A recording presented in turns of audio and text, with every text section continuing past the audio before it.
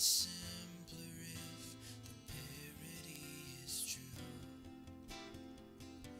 It's so easy to believe it's really you. It's so easy to believe it's really you. And I refuse to buy into this tired narrative that anyone who doesn't run with me is a fool. And I believe together we could build a better bridge that spans the breadth of stars connecting me to you.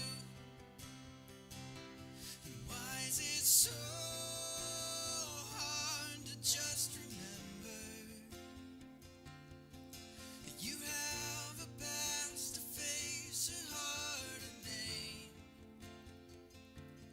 Oh, it's so hard to just remember that we are this different than we are the same. I have to try.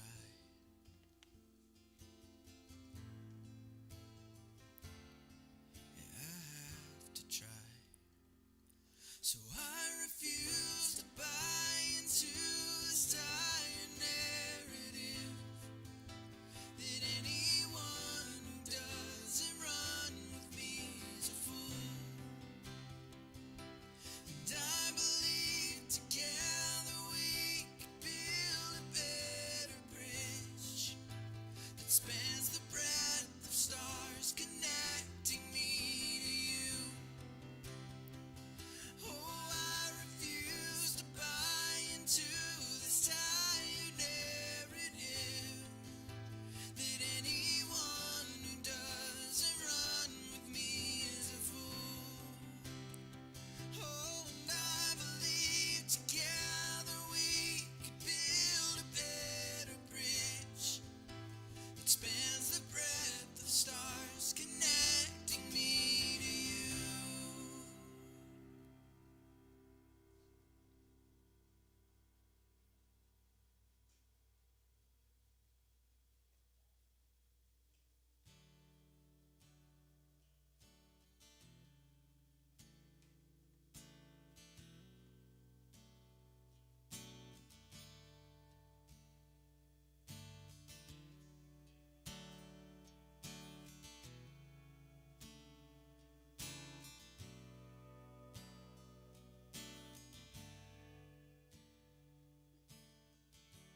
In the beginning, you were singing, and in the end you'll still be singing over me.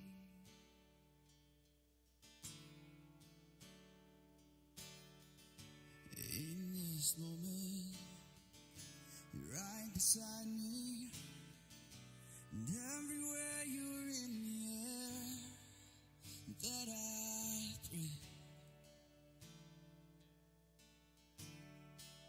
You are endless ocean, a bottomless sea. You are endless ocean, a bottomless sea.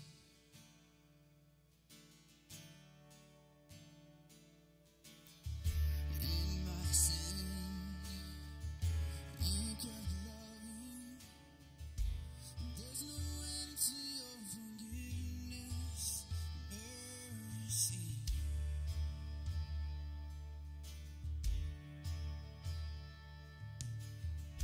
Every moment you keep coming, waves of your affection keep washing over me. Good morning. Welcome to Watershed. We're so glad that you are here in person. We're glad that you're here. We're glad for all the people who are sitting outside. I think the rain has held off for us so that we can have a nice kind of cool morning. You'll hear more about what we are going to be doing a little bit after this service, a spot for us to gather together. And then we got people online on Facebook and YouTube. We want to welcome you and give you a few moments to get logged in and let us know where you're logging in from and maybe say hi to one another in that space.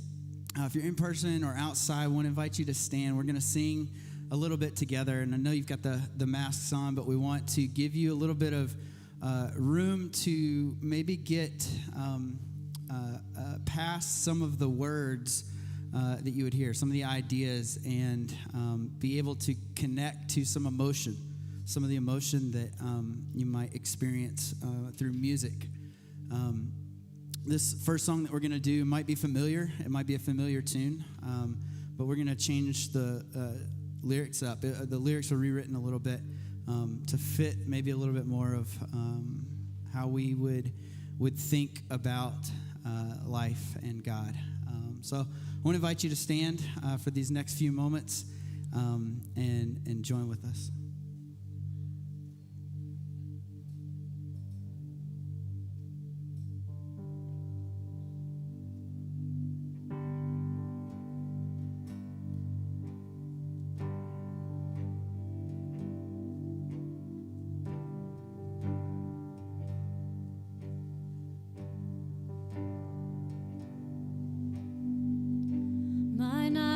Have seen the glory of the coming of the Lord. You are speaking truth to power. You are laying down our sword, replanting every vineyard till a brand new wine is poured. Your peace will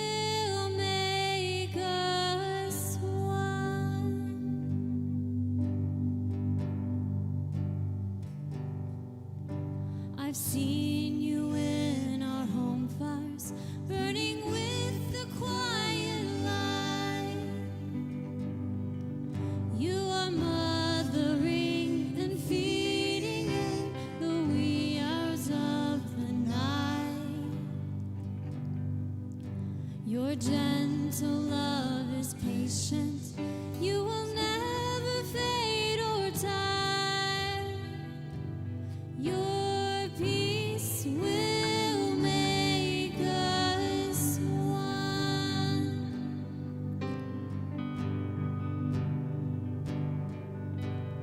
Glory, glory, hallelujah. Glory, glory, hallelujah. Glory, glory, hallelujah. Your peace will make us one.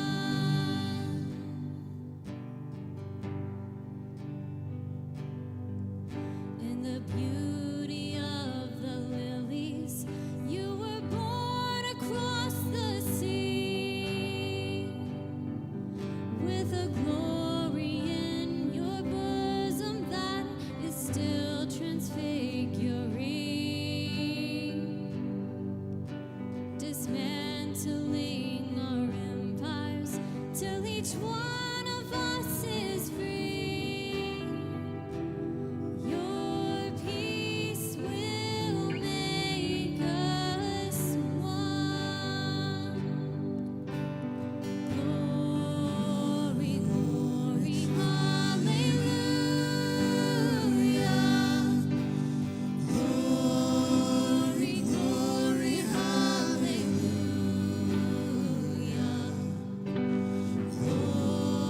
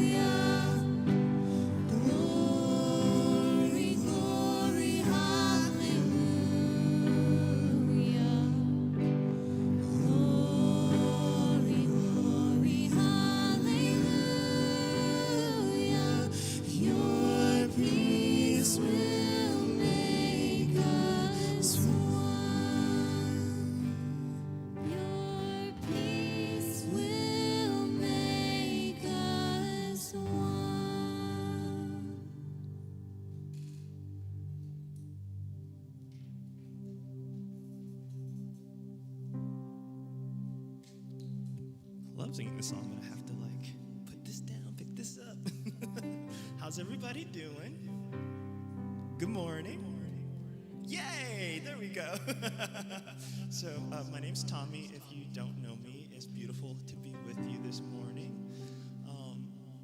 And today, before we sing this song, we've sung this song twice now.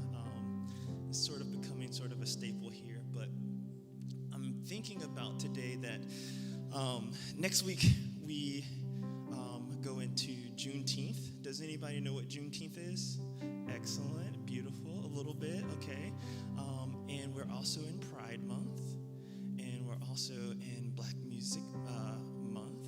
And so all these things are combining and coalescing, and so there was a few nods that we're still learning what Juneteenth is. So Juneteenth, this song is actually written for Juneteenth. We found it before they actually released it and started singing it.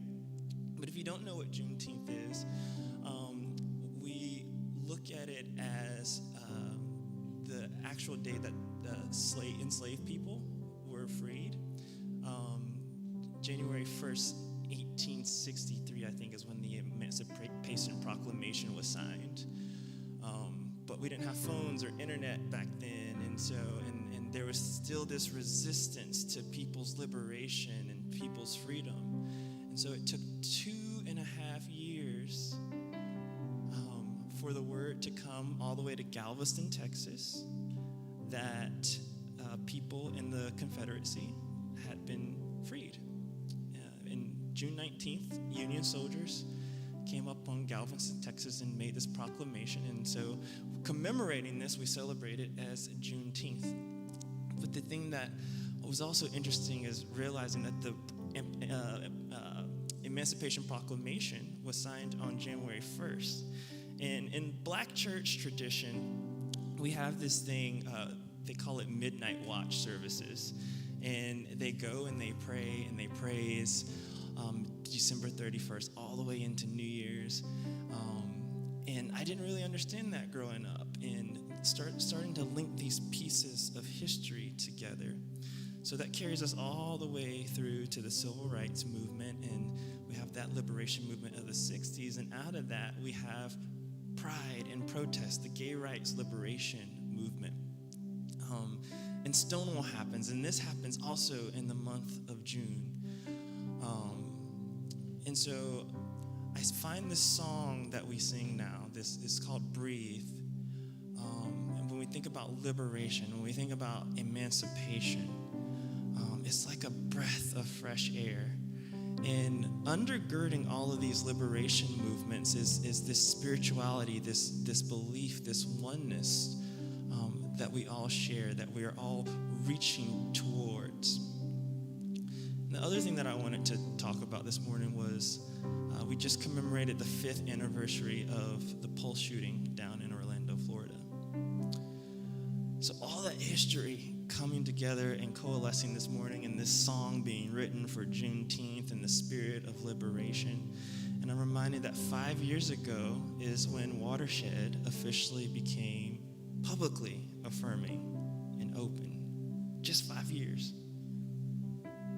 So we're all always on this journey of how do we get free?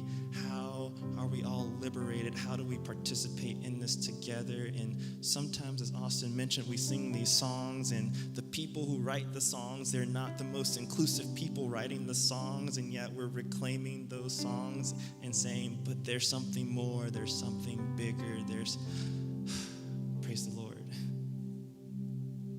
So we want to sing this with you, over you.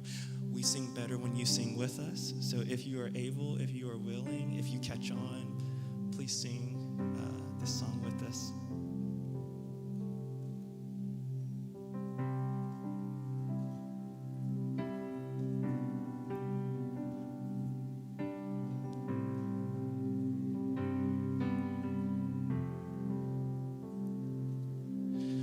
This goes out to the worry, and this goes out to the stress, sorting out a million thoughts running through your head. To everyone that's waiting for better days ahead. I'm tired, I'm frustrated, leaving words unsaid. Please don't hold your breath. Just breathe. 'Cause it's a miracle we can breathe. There's power in the way that we breathe. Release your heavy burden and let everything that has breath praise the Lord. This is why we have breath. Praise the Lord. Sometimes you're in the desert, sometimes you feel the pain, sometimes he calms the storm, sometimes he lets it rain. Please don't hold your breath, just breathe. It's a miracle we can breathe. There's power in the way that we breathe. Release your heavy burden and let everything that has breath praise the Lord. This is why we have breath. Praise, just breathe. 'Cause it's a miracle. It's a miracle we can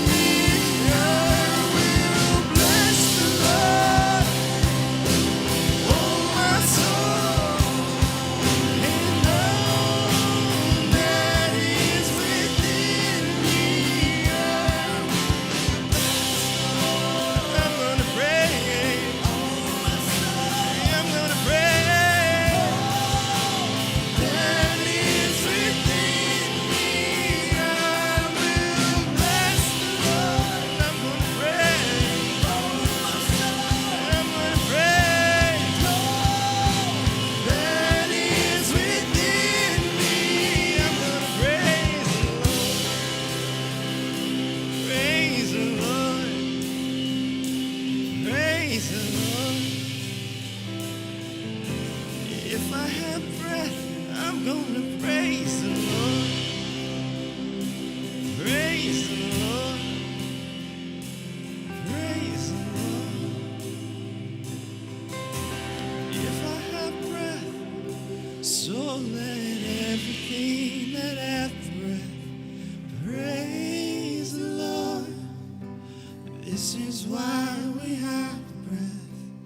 Praise, so let everything that hath breath praise the Lord. This is why we have breath. Praise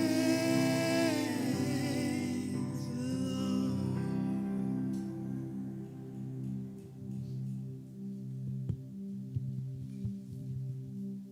Morning, y'all.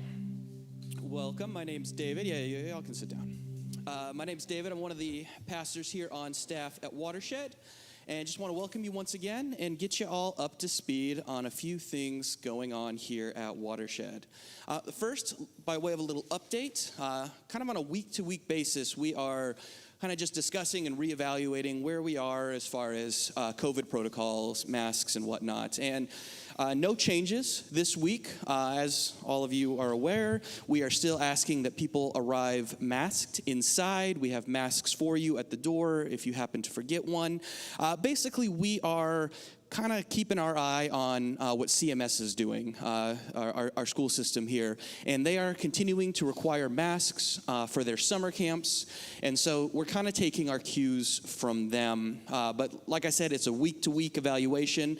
Outside, masks are optional, but any of our inside experiences, both in this room and with our kids and students, we are still asking that you continue to wear a mask. And so thank you for your cooperation on that front. As far as other things that are happening, as Tommy already kind of talked about, this is, of course, Pride Month, and as part of our centering of that and celebrating of that, we are going to be going over to the Petty Thieves Brewery immediately following this service. Now, one little point of clarification that I want to emphasize, you'll see on the graphic there, it says 11:30 to 2.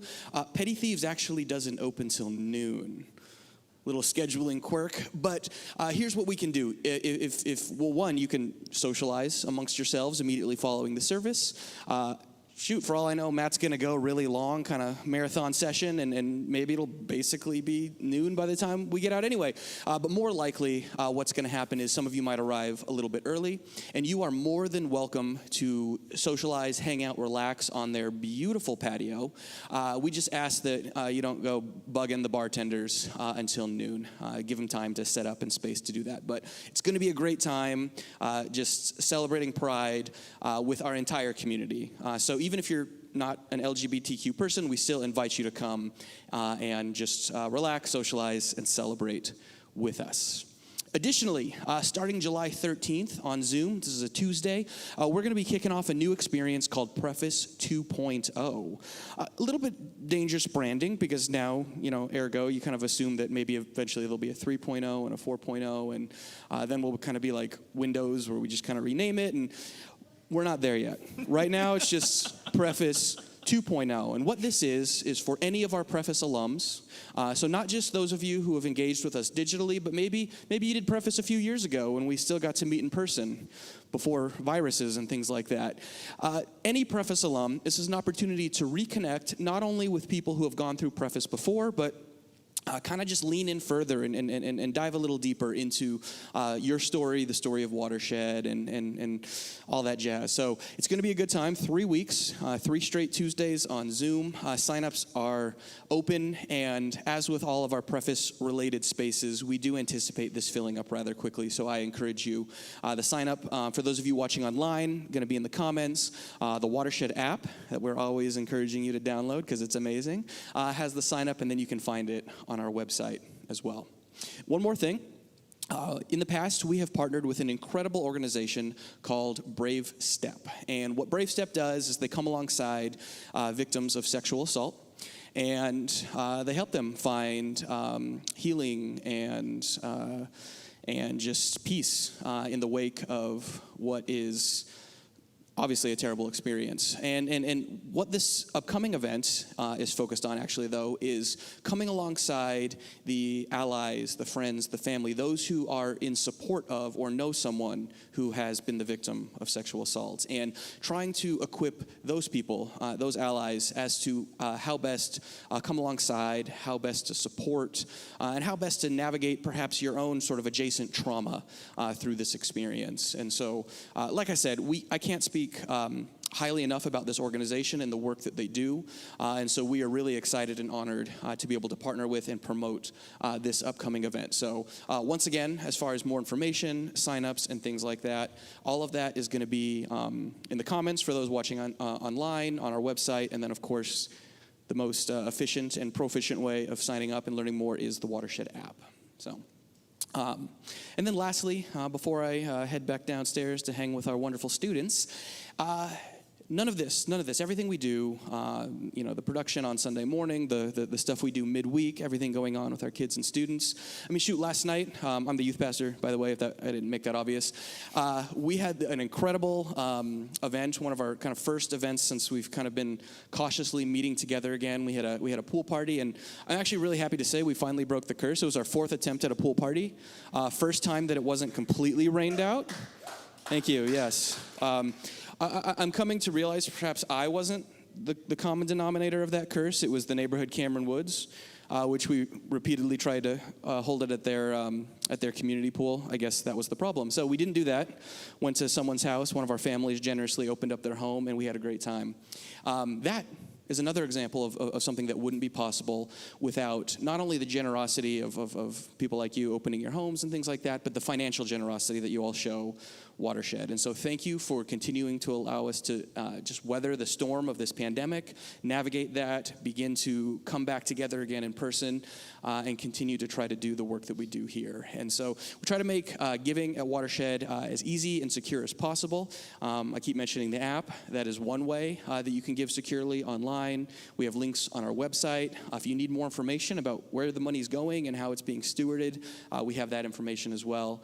But bottom line is we are so grateful for the generosity that keeps these doors open and that allows us to do what we believe is the amazing work that we get to do with you, through you, here in Charlotte and abroad. So thanks for being here. It's good to see y'all, and I'll catch you later.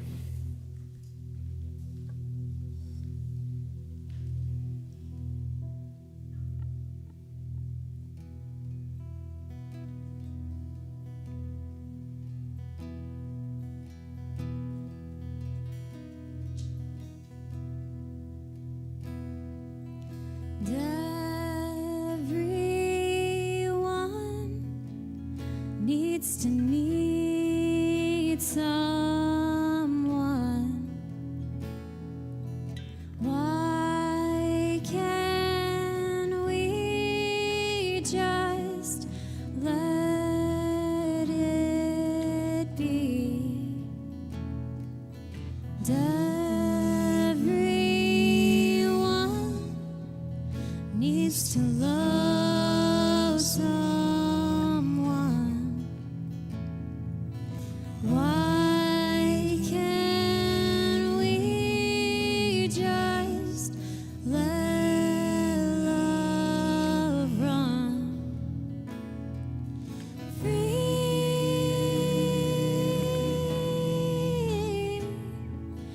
free?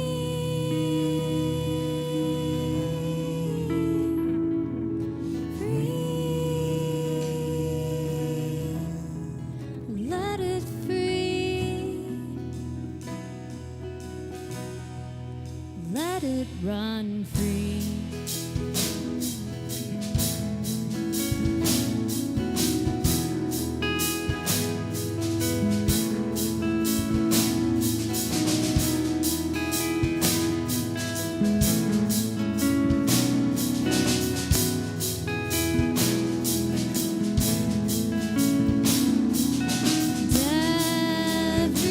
Everyone needs to need someone.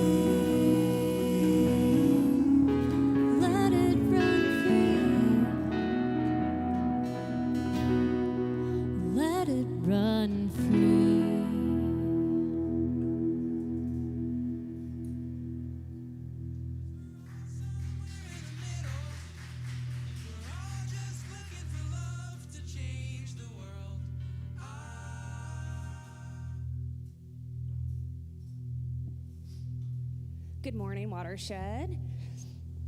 My name's Sasha. I am a daughter, a granddaughter, a niece, a cousin. I am a traveler, a foodie, a wanderer, an explorer, and a venturer. I am an employee, a planner, a voter, a volunteer, a watershedder, a number 2 on the Enneagram, so I am a helper. I am a sports fan, a Hornets fan, a Knights fan, a Checkers fan, and a big Panthers fan. God, please help us this season, please. I am a nurturer, a puppy snuggler, a pet parent, a dog mom. I'll pause so you can enjoy her cuteness. I am an auntie, a friend, a concert goer, a goofball. I am an ally.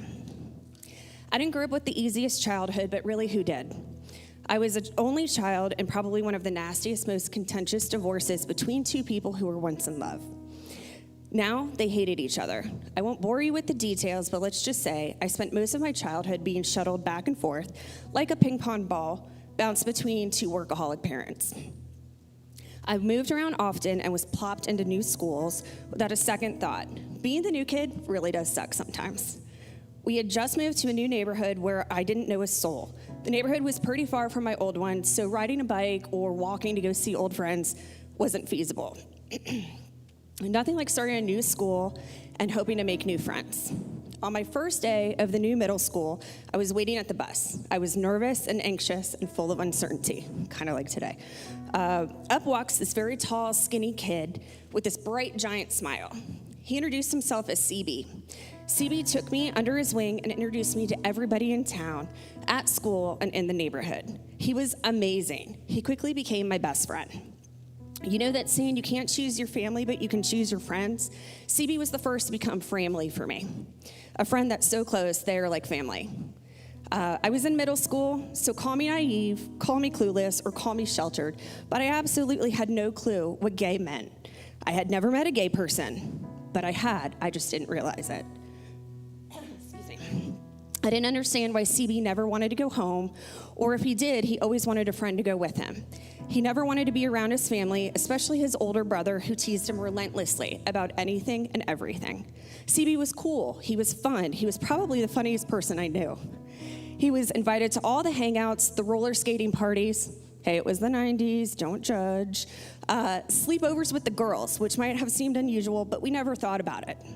He was our friend. It wasn't until one of those sleepovers, huddled in the dark, that he somehow drummed up the courage and vulnerability to whisper to us, "I'm gay."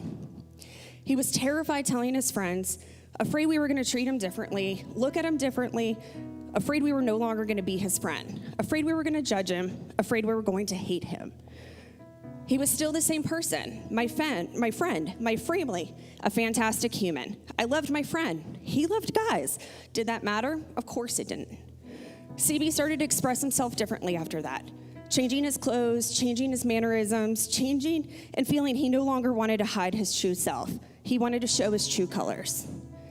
For this, CB was taunted, bullied, ostracized, excluded, abused, gossiped about, and made fun of constantly.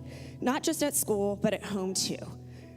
You could see this big, bright, smiley human tormented by hate. Hate all because of who he loved. His light started to dim. At school, our friends would do what we could to watch out for him, protect him, walk him to class, make sure he never felt alone. His family ended up kicking him out of the house once they found out that he was gay.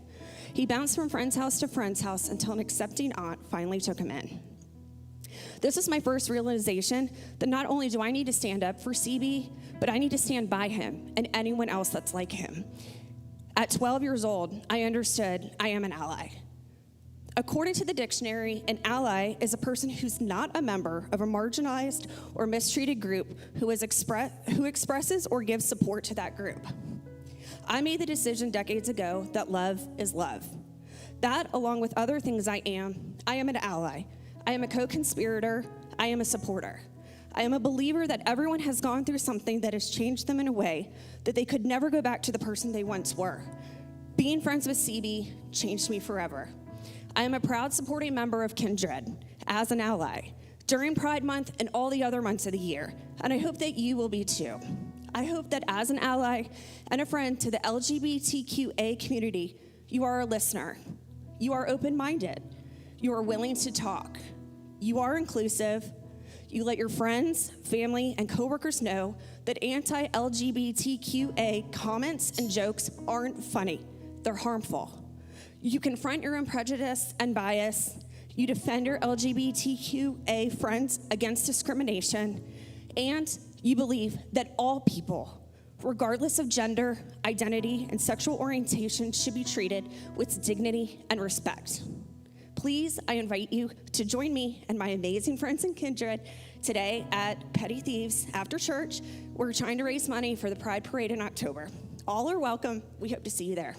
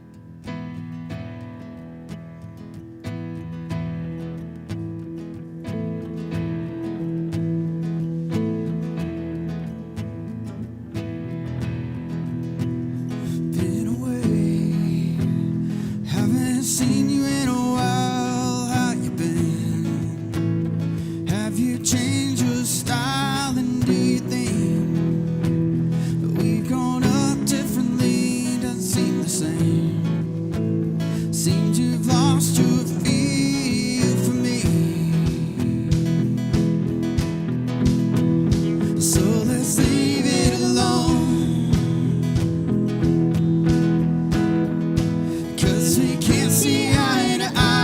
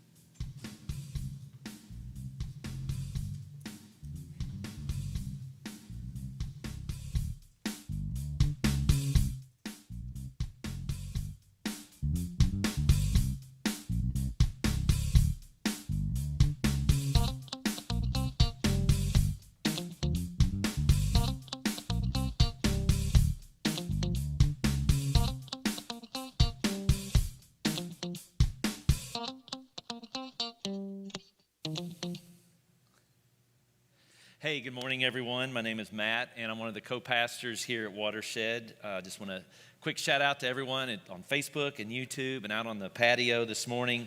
I want to start today with kind of a playful story. I think it's playful. I'll let you decide.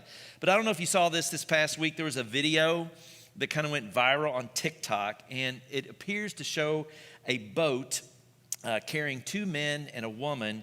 And the three people on this boat, they started to encircle and harass a family on a lake called Moses Lake in Washington State. Apparently, the boat being harassed, on this boat, they had hoisted or mounted a pride flag, celebrating Pride Month. And the Post claims that while speeding around their boat, the trio started to give the international salute for hello, with the middle finger, and started to yell and shout out gay slurs, and that's just deplorable. It's wrong.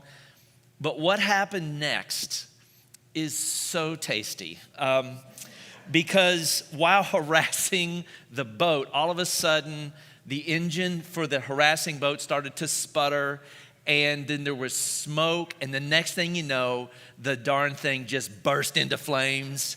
And now I want to be clear, no one was injured. Everybody had life jackets on, so they all had to jump into the water.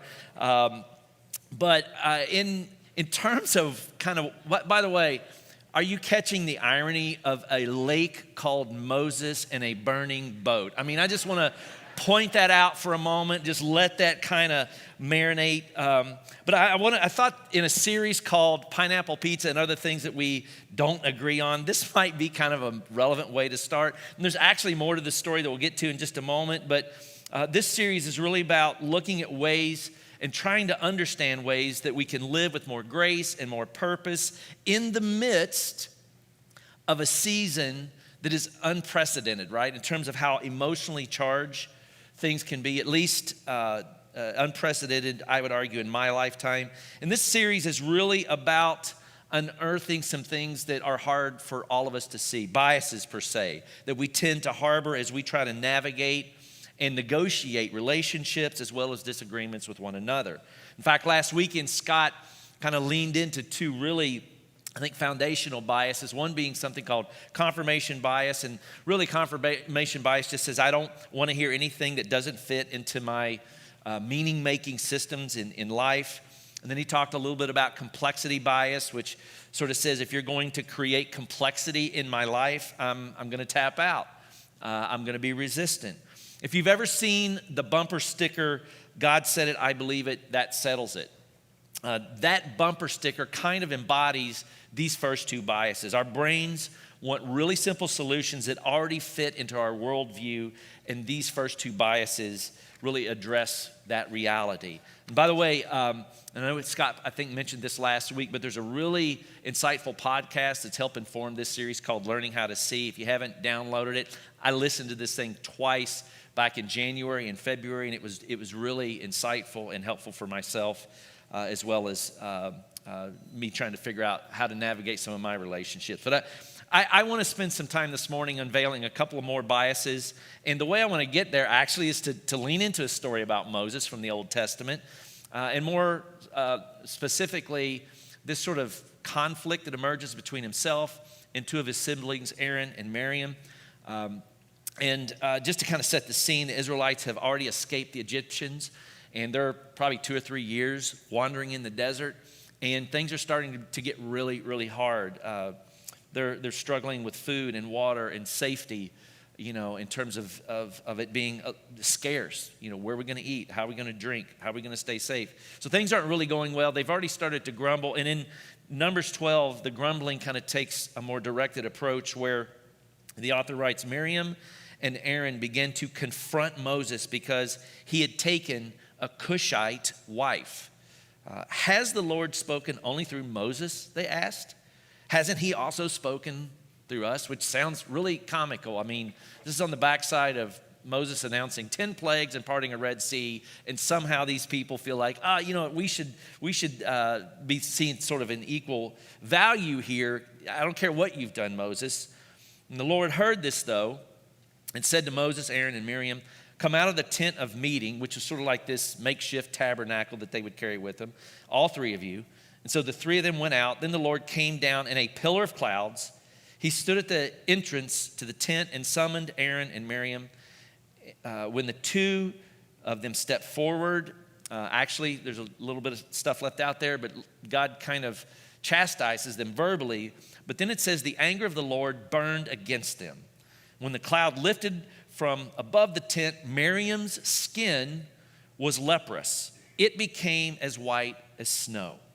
Aaron turned towards her and saw that she had a defiling disease, which is going to be an important phrase here in just a moment. And Aaron said to Moses, "Please, my Lord, I ask you not to hold against us the sin we have so foolishly committed." And so Moses cried out to the Lord, "Please, God, heal her. Heal my sister." Now, quite a few things we're seeing here that we're going to get to in just a moment. What's interesting is some particular dynamics of this story that hopefully land close to home for all of us this morning. Namely, you have a family, you have a group of people who are journeying under duress into the unknown, into the wilderness.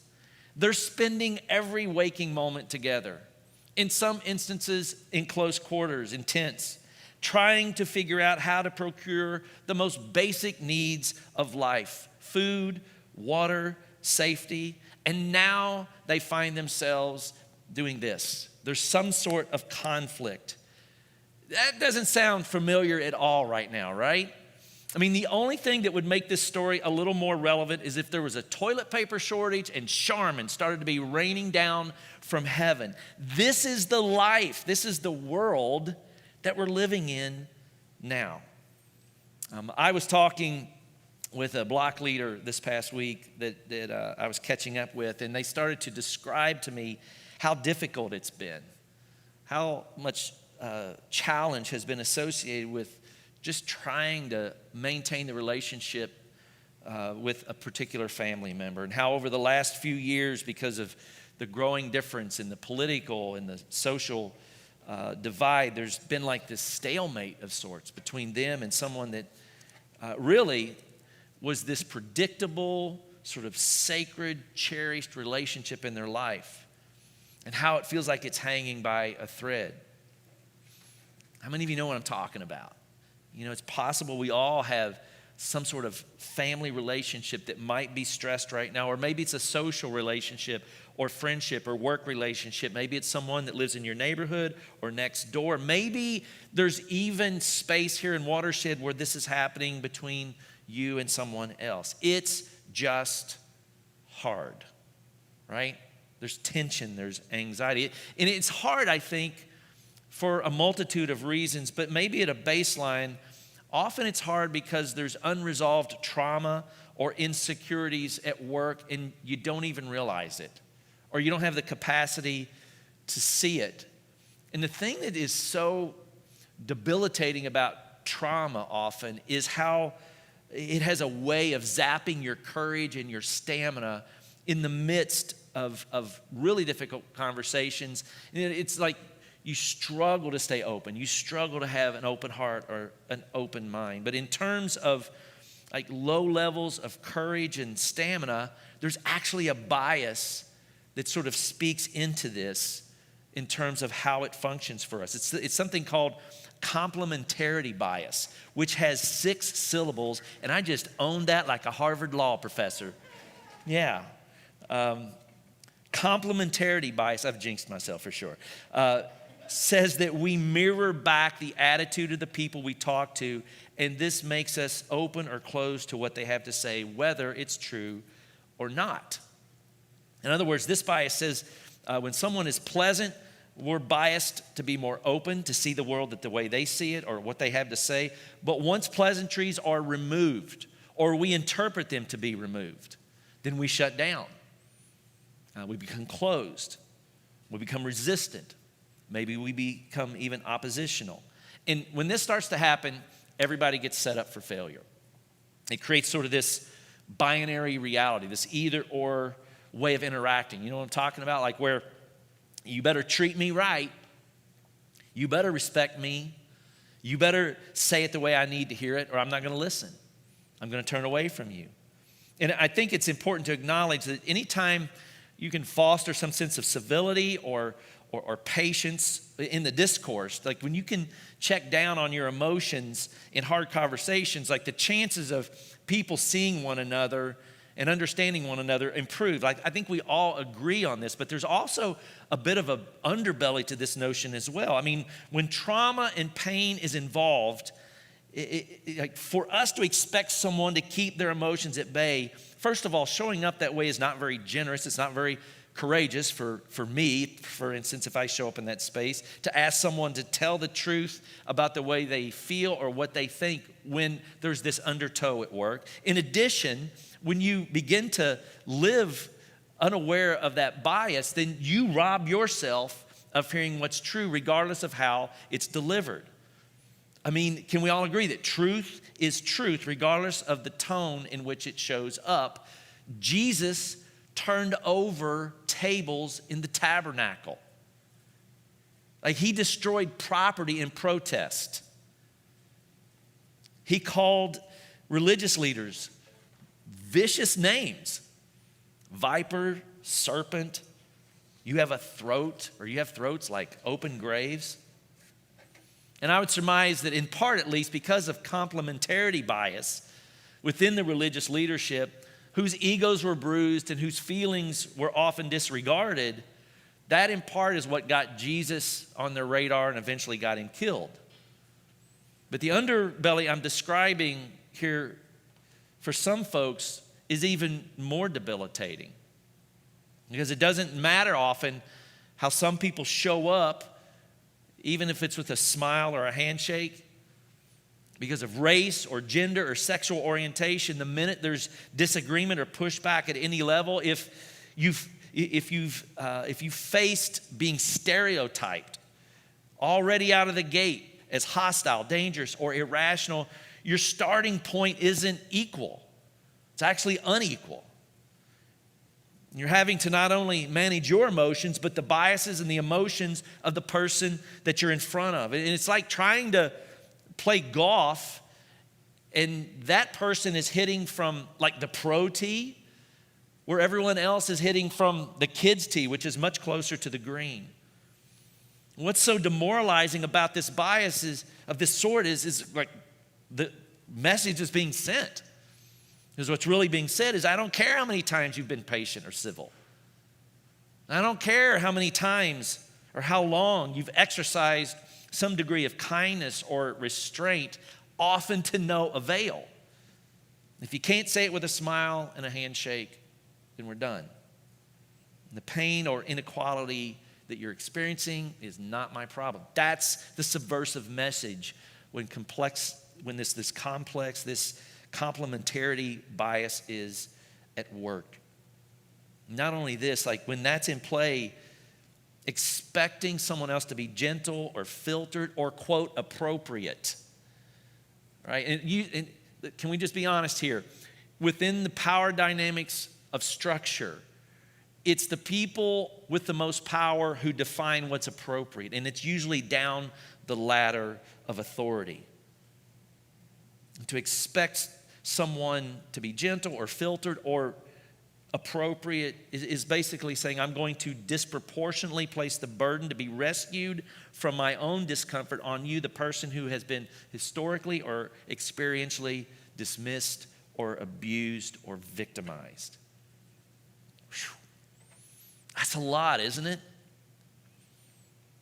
You know, in the name of transparency, as complementarity bias goes, I think this might be one of the more sinister, at least in terms of how I've observed it functioning over the sort of the spectrum of my life, and really the role and the history and the experience of us as a community. Early on as a teacher and a coach, I worked with young people. I was a student pastor. I have children. And one of the more sobering realities is all the different times where, people who were emotionally still in developmental stages would show up and interact with me in ways that I would say are inappropriate. And instead of like me dealing with the tension of that, often I would put the onus on them, and not only would I dismiss them, but sometimes I would actually like elevate it. Would escalate the emotion or punish them with the type of anger that maybe I'm interpreting that's coming my way. But in the case of Watershed, and again, I think I could speak personally, but then also for our organization, it's kind of sobering because this has functioned within the ecosystem of who we are. There have been times when someone would challenge me on something, and I would interpret that as hostile or unfair. What do you mean Watershed has a problem with patriarchy? I mean, yeah, there's two white guys at the top, but that's just coincidence. What do you mean like white supremacy ideas are sort of unconsciously, subversively encoded in our structures and our ideals and our preferences?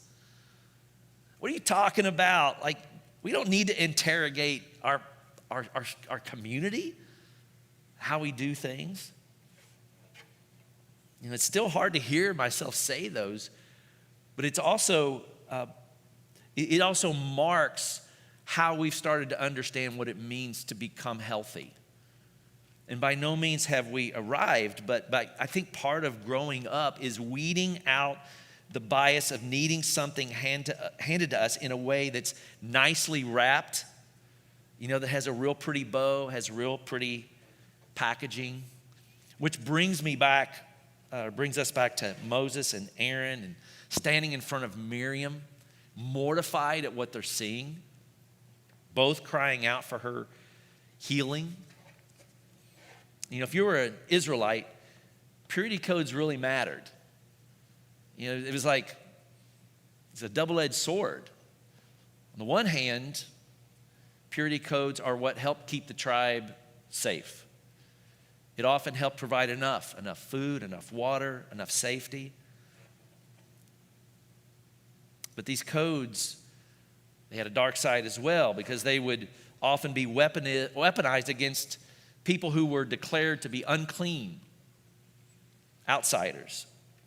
Well, that's really the core conflict of what we see going on here between Moses and his siblings. It's interesting, historians universally agree that Cushites originated from Africa in the region of Ethiopia, which meant Zipporah, it's the name of the woman that historians believe was Moses' wife, the Cushite. Zipporah's skin tone would have been much darker than the average skin tone of the Israelite woman, namely Miriam.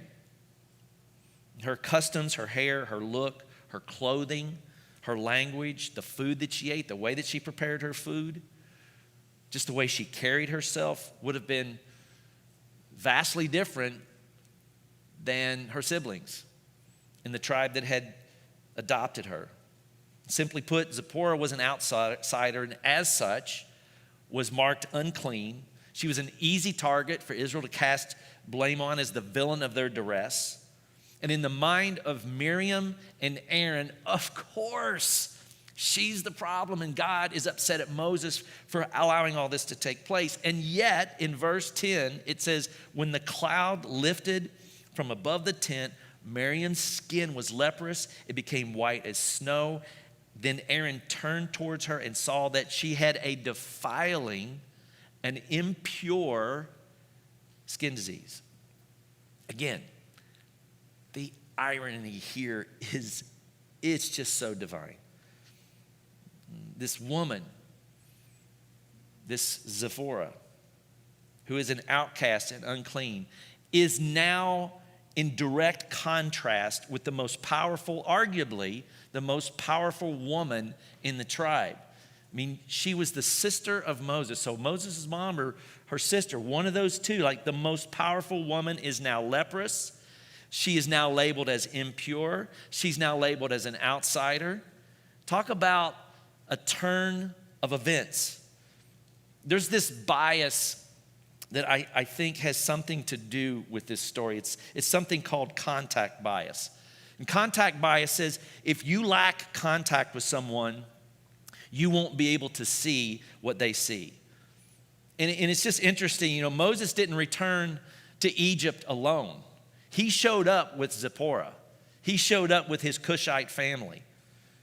And how many meals must have Aaron, Miriam, and Zipporah had together over the course of their time together in the wilderness? How many tasks must they have performed together? I mean, how many miles did they walk as they traipsed through the wilderness? And yet, in the midst of being in such close proximity, in the midst of all these opportunities to really see one another, these two remained trapped in their self-engineered silos of certitude. In other words, proximity really didn't manifest a true seeing between these siblings. By the way, like if you had to take some inventory of your relationships right now, like who are you in contact with right now in your life, but in reality, you're just not willing to hear or see at all. You're not willing to see nuance. You're not willing to see complexity. Aaron and Miriam had every opportunity because of proximity to be in contact with the person that at the end of it all could have really impacted their way to see reality, to see God, and they didn't. And it's not really clear around the details, you know, in terms of how the relationship may have changed. But one thing is obvious. Miriam now has firsthand experience for what it's like to be an outsider. She understands, at least at an experiential level, of what it's like to be Zipporah, to be a scapegoat, to lose her power, to be outside of the status quo. It says in verse 15, so Miriam was confined outside the camp for 7 days, and the people did not move on until she was brought back. And I love reading between the lines here because it would make sense that out of this experience, you would hope that contact emerged differently, like the conversation started to change, which I don't think is inconceivable because it says in verse 16, after that experience, after that season, the people left Hazeroth to then encamp in the desert of Paran. In other words, somehow or another, they were able to put this experience in their rearview mirror, and they were together, gave themselves permission to continue on further into the wilderness. And who knows, maybe there was more empathy, more grace, more understanding. Maybe there was a way for them to become more human as well as divine. Maybe.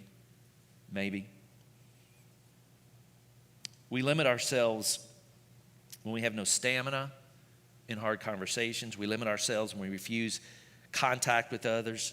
But when we can sit with one another with some sense of open-mindedness and open-heartedness, everything starts to shift. Everything starts to get impacted. Empathy, understanding, that begins to grow. Enemies often become humanized, and transformation actually becomes possible. And look, I want to be really careful here because it's not that simple, right? It is not that simple. It's often way more complex, easier said than done. But if some of this feels familiar to you this morning, I didn't want to leave our time together without at least offering a couple of observations that might be helpful in the way that you try to navigate this in your own life with your own relationships. And here's the first thing that I think might be worth reminding ourselves of, and that is the longing to be accepted, loved, and validated is a universal desire. I mean, we all kind of long for the face that will not leave us. That's a quote from James Loder. In other words, the longing to be included, to be affirmed and supported is one of at least a few really intense common denominators that we all share.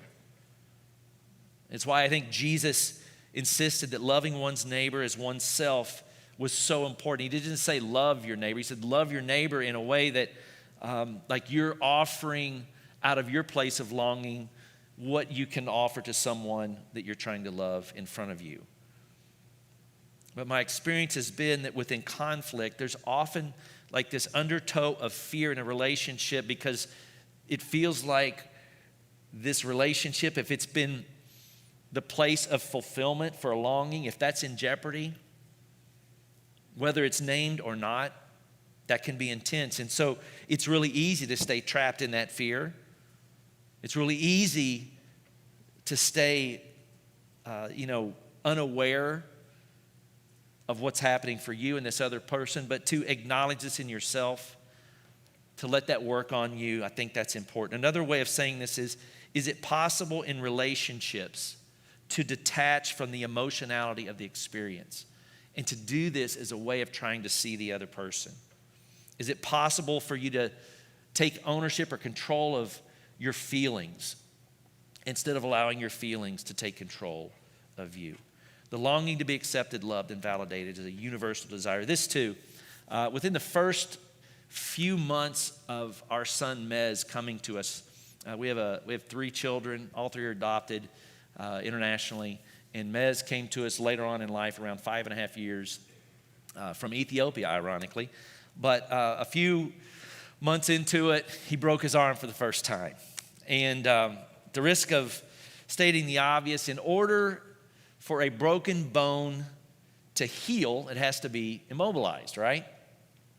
And casts, as uncomfortable as they are, they create the necessary environment because of their limitations and the space that they give for that bone to, or for the body actually, to heal the bone. And I think this is a helpful image for where we are in relationships with one another, with family and friends and loved ones. Something has been broken. There's a fracturing of sorts. And often, I think, if you're like me, there's like this self-imposed pressure to skip over all of the awkwardness and the time and the elephants under the rug and everything in between that you have to deal with, and just jump straight to, all right, let's reconcile this, let's define it, and let's move on. And I just don't think that's realistic. In fact, I'm pretty convinced of it at this point. I think our relationships almost need to take on like a metaphorical cast. And what I mean by this is, in order to give the relationship the space that it needs, limits may need to be implemented. You can still love someone and set boundaries. It doesn't have to be all or nothing. You can still love someone and you can opt out on particular topics or environments, conversations or experiences, and not as a way of cutting someone out of your life permanently, but just creating space and allow something to evolve in the midst of that space that's been broken. Space and time for it to heal. And will it be comfortable? No. Will it be received well? Probably not. Right? And you'll have to learn how to become comfortable with the uncomfortable, essentially. Something our family's working through right now. Will the relationship die anyway? I don't know. Part of, I think, the work that we have to go through is letting go of the control, the illusion of control, that somehow we can white knuckle this relationship into the place that we want it to go. But the truth is that you or someone else, there's very little in terms of how we control the willingness of somebody else to change or to be ready to change, for that matter. And it's scary because everything, there's no way to predict any of that, right? So it's a bit terrifying. But I think making the decision and committing to, all right, this is what I can participate in, and this is what I can't, and this is how I can,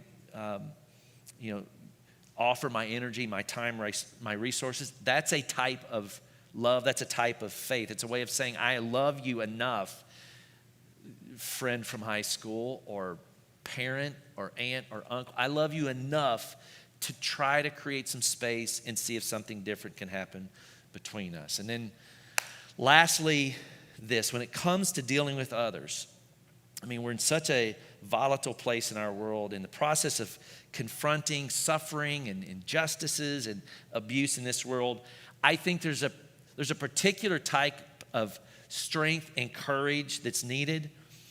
But I also think there's this great need for like this peculiar type of love, a love that's radical, a love that's creative or innovative, and even a little mischievous, which is a great opportunity to check back in on our friends who were treading water when we first started this story. If you were like me, when you heard this story, like you were dying to know what happened, right? Like particularly, how did the boat with the flag respond to the people who had been tormenting them? I mean, did they just kind of be like, well, sucks to be you, and drove off? Did they do that? No judgment if they did that, right? Or did maybe they like a shark circling fresh prey? You know, they just start rotating and going, give them a little dose of their own medicine and, you know, salute them and give them, you know, quite a few choice words. Did they do that? No, they didn't do either of those, actually. Instead, they chose to pull their perpetrators, their persecutors out of the water and transport them back to dry land. Oh, this is so sweet. This is just priceless. And it's not because it was the morally right thing to do. Again, you do whatever you want in that situation. I'm not going to judge you, apart from like causing harm or whatnot. And it's not because it was like the kind thing to do, you know? No. It's because in this choice, I think there was a type of love that was put on display. A type of love where essentially the people in the boat said, we're actually going to show up with mercy, with generosity, with grace that's undeserving, you know? But in doing so, we're going to force you to be in contact with us in a way that you would have never engineered yourself. And it may not have changed these people in the moment. In fact, if you watch the video, it kind of is clear that it didn't. And it may not have changed them, you know, in the future for that matter. But what it did was it forced them to engage these people as people. It invited them to humanize the people that they felt the power to taunt and vilify just minutes before God rained down fire on their boat. You know? If you need to hear this from a greater place of authority, the Bible actually speaks into this. In fact, in Proverbs 25, 21 and 22, it says, if your enemy is hungry, give him food to eat. If he is thirsty, give him water to drink. If his boat catches fire and he's been an a-hole, give him a lift to dry land. Right? And in doing so, or in doing this, you will heap burning coals on his head, and the Lord will reward you. That's from the Gilligan's Island translation, just for the record. By the way, happy Pride Month, right? Is that just a great way to celebrate this once again? So friends, this morning, in the midst of our own biases, in the midst of our own disagreements, may we remind one another, may we remind each other that there is a shared longing between all of us, the longing to be loved and validated, a universal desire. And that for now, and in a state of brokenness, maybe some casts around relationships, some boundaries might be the most loving response to a person that you're at odds with. And may we also love in scandalous, creative, and mischievous ways as we rescue people out of water and commute them to dry land. God, this morning, we're just, first of all, thank you. Sometimes I wonder if you're real, and then a story like this happens, and I'm going, I don't know how you're not real. But God, may we learn, not just out of stories in the news circle, but in the way that we come together, in the way that we interact, not just with ourselves, but the relationships. Conflict can teach us something. And it can also be a gateway to liberation. And so that not just one group of people are liberated, but those of us with biases also get liberated. We love you, God. It's in Christ's name we pray. Amen. Have a great day, and I hope I see you over at Petty Thieves.